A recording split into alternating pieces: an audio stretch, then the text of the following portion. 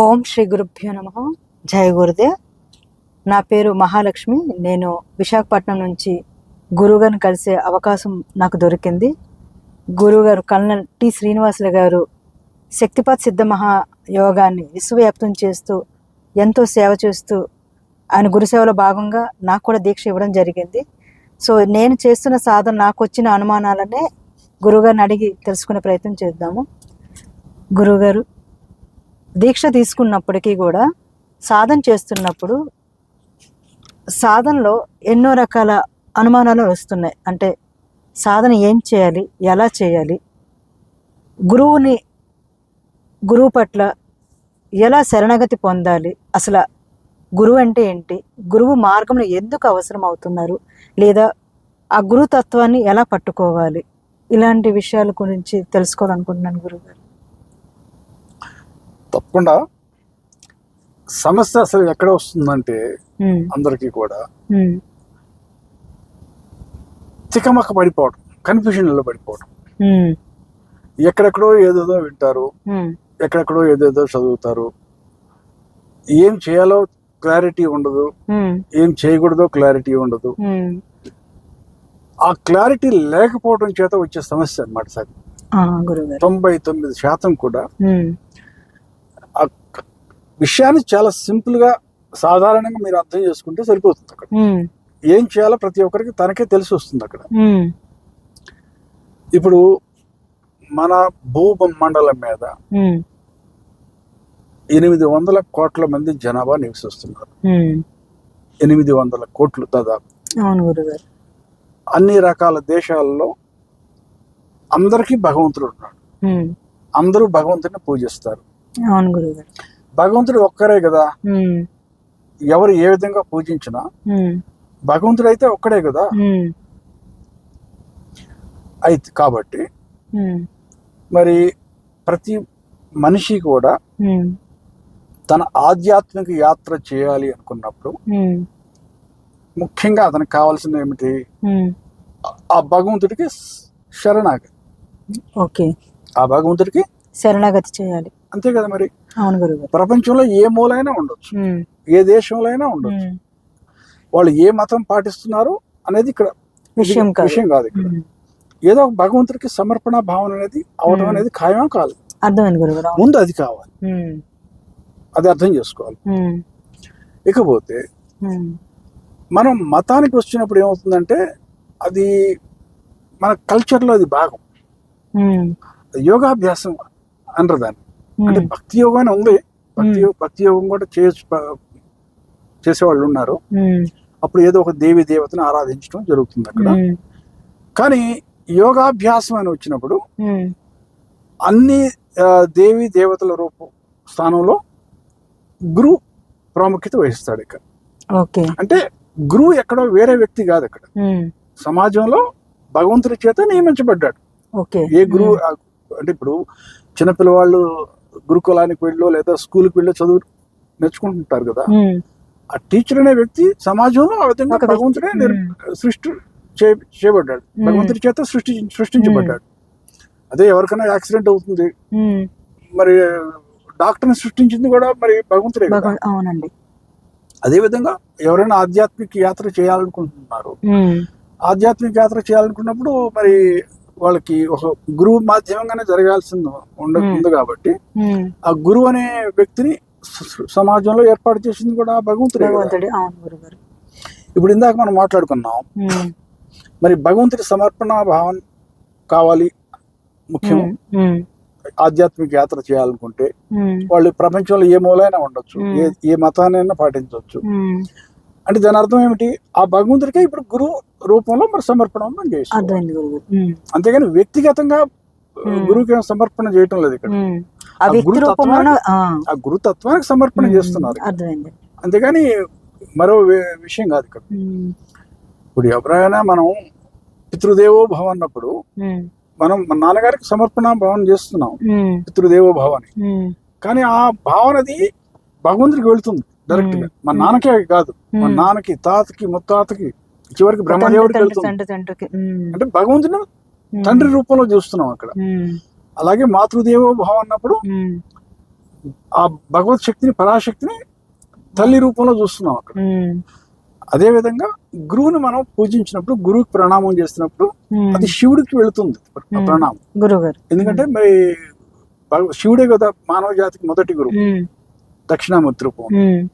ఆ శివుడికి వెళుతుంది ఆ ప్రణామం. కాబట్టి ఎవరైనా సరే ఆధ్యాత్మిక యాత్ర చేయాలనుకున్నప్పుడు ఒక గురువుని ఎంచుకొని ఆ గురువుకి శరణాగతి అయిపోవటమే, అంతకుమించి ఇంకేం అవసరం లేదు. ఆ మోక్షం కావాలి మనిషికి అనుకుంటే మన శాస్త్రాలు ఏం చెప్తున్నాయి? ఒకటి మానవ జాతి, మానవ జన్మ, మోక్షం కావాలన్నటువంటి తపన. మూడవది గురువు. ఈ మూడు అంటే సరిపోతుంది, పని అయిపోతుంది అక్కడ. ఇక్కడ జనం ప్రాబ్లమ్స్ ఏంటంటే మరి నకిలీ గురువా అసలైన గురువా అని ఎంచుకునేది ఎలా అంటుంటారు. ఇక దానికి మీరే సమాధానం చూడండి ఎలా చేయాలనేది. ఇప్పుడు మనం కుటుంబంలో ఎవరైనా పెళ్లి సంబంధం చూస్తుంటారండి అమ్మాయికి, మనం అంటారు చూడండి 3 తరాల నుంచి చూడాలి వెనక్కి వెళ్ళి వాళ్ళ కుటుంబం ఎలాంటి కుటుంబం అని. అదే విధంగా వాళ్ళు కూడా అదే చూస్తారు, అబ్బాయి వైపు నుంచి కూడా అదే చూస్తారు, 3 తరాల వెనక్కి వెళ్ళి చూస్తారు వాళ్ళు. మరి గురు పరంపర అన్నప్పుడు కూడా అలాగే అనుకోండి. ఒక గురువుని ఎంచుకునేటప్పుడు అతను పరంపరలో వచ్చాడా లేదా అని చూడండి. ఒక గురు పరంపరలో ఉన్న వ్యక్తి, ఆయన గురువు గారి ద్వారా దీక్షాధికారం దొరికింది అనుకున్నప్పుడు ఇక అనుమానించాల్సిన పని ఏమి లేదు. సో ఒక గురువు ఎంచుకోండి, గురువుకి సమర్పణ భావన ప్రకటించడం చేయండి. చక్కగా గురువు యొక్క ఆధ్వర్యంలో దీక్ష పొంది సాధన చేసుకుంటూ విషయాన్ని ఇంత సింపుల్ గా పెట్టుకున్నంటే ఇక ఏ సమస్య లేదు. ఇక ఏవో మరి ఆ శాస్త్రంలో ఇలా రాసింది, ఆ శాస్త్రంలో ఈ విధంగా రాసింది, ఆ మహానుభావుడు అలా చెప్తున్నాడు, ఈ మహానుభావుడు ఇలా చెప్తున్నాడు, ఈ వేదాంతం ఇలా ఇంకొకటి చెప్తుంది, ఇలాంటి అనుమానాలతో మరి తిరుగుతూ ఉంటే ఇక మరి క్లారిటీ అనేది ఉండదు. జీవితం ఏమో గడిచిపోతూ ఉంటుంది, సంవత్సరాలు గడిచిపోతూ ఉంటాయి. ఎక్కడ వేసిన గొంగళి అక్కడే ఉన్నట్టు ఏ ఆధ్యాత్మిక ప్రగతి ఉండదు విషయాన్ని. కాబట్టి సింపుల్ గా పెట్టుకుంటే సరిపోతుంది. గురువు మీద మనస్ఫూర్తిగా ఎలాంటి అనుమానం లేకుండా పూర్తి నమ్మకంతో శరణగత భావంతో ఉంటే సరిపోతుంది. తప్పకుండా గురుతత్వాన్ని కనెక్ట్ అవుతూ ఉంటారా? గురుతత్వాన్ని ఎలా అంటే గురుతత్వాన్ని ఆకర్షితం చేసుకోవాలి. ఇప్పుడు మనం సూర్యుడి కిరణాలు అందరి మీద సరి సమానంగానే పడతాయి. కానీ ఆ సూర్యుడి కిరణాలు ఎప్పుడు పడతాయి మనకి? మనం ఇంట్లో నుంచి బయటకు వెళ్ళి ఆ ఎండలో వెళితేనే కదా ఆ సూర్యుడి కిరణాలు మన మీద పడతాయి.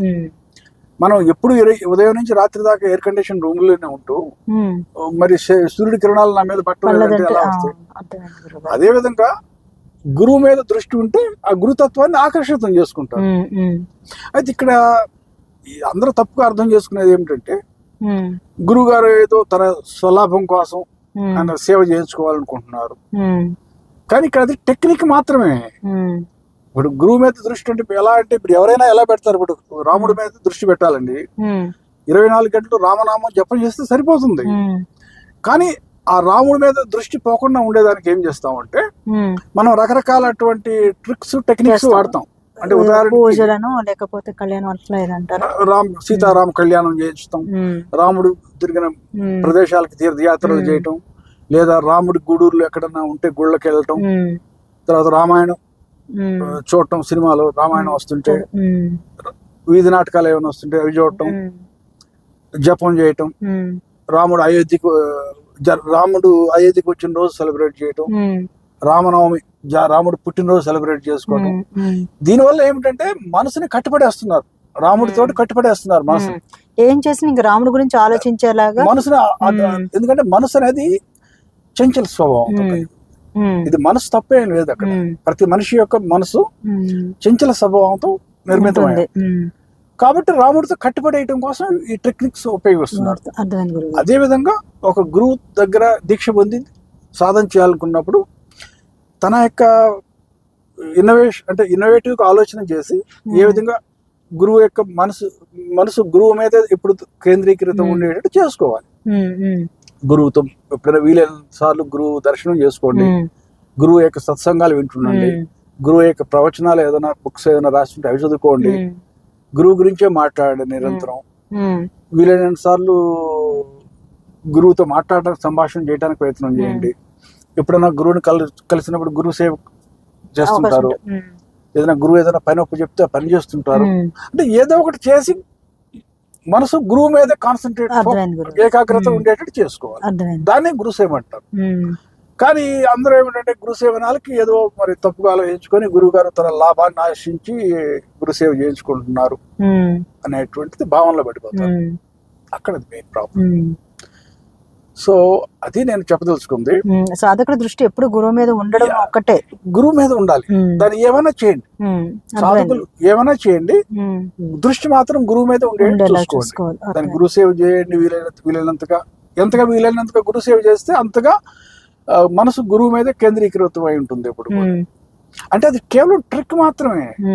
ఏదో ఒక స్టేజ్ లో ఆధ్యాత్మికంగా ఉన్నత స్థితికి వెళ్ళిన తర్వాత గురువు యొక్క శిష్యుల యొక్క సంబంధం కూడా తెగిపోతుంది ఆ తర్వాత. దాని గురించి ఇప్పుడు ఆలోచించాల్సిన పని ఏమి లేదు. కానీ ప్రస్తుతానికి యోగ మార్గంలోకి వచ్చినప్పుడు మనం చేయాల్సింది ఎంతవరకు గురువుని ఎంచుకోవటం, ఆ గురువుకి శరణాగతి పొందటం, ఆ గురుతత్వాన్ని ఆకర్షితం చేసుకోవడం, గురు సేవ చేస్తూ ఆ గురుతత్వాన్ని ఆకర్షితం చేయడం. మరి ఇందాకనే మొదటే చెప్పాను, ఆధ్యాత్మిక యాత్ర అనమాట మరి భగవంతుడికి సమర్పణ భావన కావాలి కదా. అది చేయకుండా మిగతా అసలు విషయం పక్కన పెట్టేసి మనం అహం పూరితమైనటువంటి ఎన్ని పనులు చేసినా దానివల్ల ప్రయోజనం ఉండదు. అక్కడ మనం ఎన్ని శాస్త్రాలు చదివినా ప్రయోజనం ఉండదు, మనం ఎన్ని పూజలు చేసినా అక్కడ ప్రయోజనం ఉండదు. అవన్నీ ఏంటంటే అహంతో చేసినవి అవుతుంటాయి. చాలా చక్కగా చెప్పారు గురుతత్వం గురించి. Thank you so much Guru. God bless you. విషయాన్ని సింపుల్ గా అర్థం చేసుకుంటే అసలు సమస్య ఉండదండి. అందరూ ఏంటంటే విషయాన్ని ఏదో ఇక ఆలోచించి ఎక్కడికో వెళ్ళిపోతే ఇక అది ఇక కష్టమైపోతూ ఉంటుంది అనమాట. ఆధ్యాత్మిక యాత్రలు కూడా అంతే. Okay, all the best. Thank you so much Guru. God bless you. చేయకూడదు.